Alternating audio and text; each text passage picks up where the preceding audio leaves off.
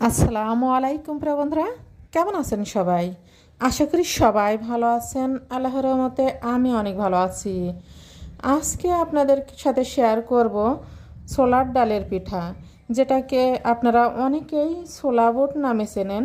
তো এই ছোলার ডালটা প্রথমে 1 কাপ, মানে আপনারা যেটা করে মেপে দেবেন, বাটি অথবা কাপ। তো এখানে 1 কাপ ছোলার ডাল গরম পানি দিয়ে ভিজানো হয়েছে, আর অনেকটা সময় ভিজিয়ে রেখে খুব ভালো করে ধুয়ে নিতে হবে।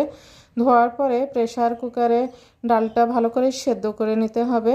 ডালটা যখন খুব ভালো করে সেদ্ধ হয়ে যাবে, আমি ডালটার মধ্যে গরম পানি দিয়েছি। গরম পানি দিয়ে ডালটা সেদ্ধ করে নিয়েছিলাম, আর ব্লেন্ডার করে নেওয়া হয়েছে। আপনারা চাইলে পাটায়ও বেটে নিতে পারেন। এখানে পানির পরিমাণটা বেশি থাকলেও সমস্যা নাই, যেহেতু এই ডালটা চুলার উপরে দিয়ে হালকা গরম, মানে একটু লবণ দিতে হবে। দিয়ে ডালটা যখন ফুটে উঠবে, সেই সময় চালের গুঁড়া বা আপনারা চাইলে সাদা আটা, ময়দা যে কোনো কিছুই দিতে পারেন। আমি এখানে চালের আটা দিয়েছি।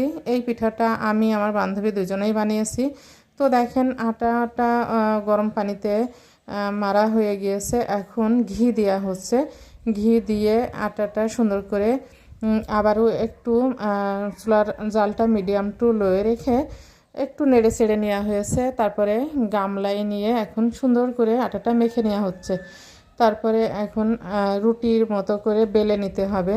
তো রুটিটা যতটা মানে পাতলা হবে, অতটা পাতলা না করলেও হবে, এইটুকু পুরুত্ব থাকলেই হবে। তো দেখেন যে কোনো কিছু দিয়েই কেটে নিতে পারেন আপনারা, চাইলে স্টিলের গ্লাস বা কুকি কাটার যে কোনো কৌটার ঢাকনা মটকি। তো দেখেন আমরা এভাবে কেটে নিয়েছি। আর এই ছোলার ডালের পিঠাটা খেতে যে এত বেশি ভালো লাগে সত্যিই জানা ছিল না। সব কিছু মানে আমি বাড়ি এসেছি আমার বান্ধবীর থেকেই শিখছি, জানছি। তো দুজনা মিলে এই ভিডিওটা বানিয়েছি। ও বানাচ্ছে, আমি ভিডিও করছি। এখানে 1.5 কেজি মতো দুধ আছে, সম্পূর্ণটাই দুধ, এখানে কোনো পানি দেওয়া হয়নি। আর পরিমাণ মতো মিষ্টির জন্য চিনি দেওয়া হয়েছে, 2টা এলাচ দিয়ে 1 চামচ ঘি দেওয়া হয়েছে। তারপরে সামান্য মিষ্টি খাবারে একটু লবণ দিতে হয়।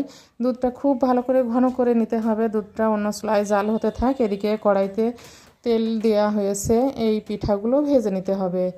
আর এই পিঠাগুলো এত সুন্দর ফুলেছে দেখেন।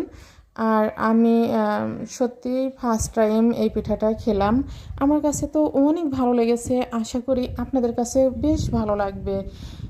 এত স্বাদ লেগেছে এই পিঠাটা খেতে।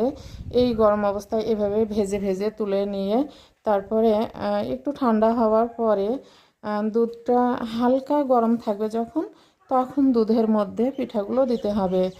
আর পিঠাটা দিয়ে বেশি সময় রাখা যাবে না, খুবই অল্প সময়ের মধ্যেই পিঠাটা দুধে ভিজে একদম নরম হয়ে যাবে। আর পিঠাগুলো তুলে নিতে হবে। তো দেখেন এই পিঠাগুলো কি সুন্দর হয়েছে ভাজা। তো এখন দুধের মধ্যে দিয়ে দেওয়া হচ্ছে পিঠাগুলো।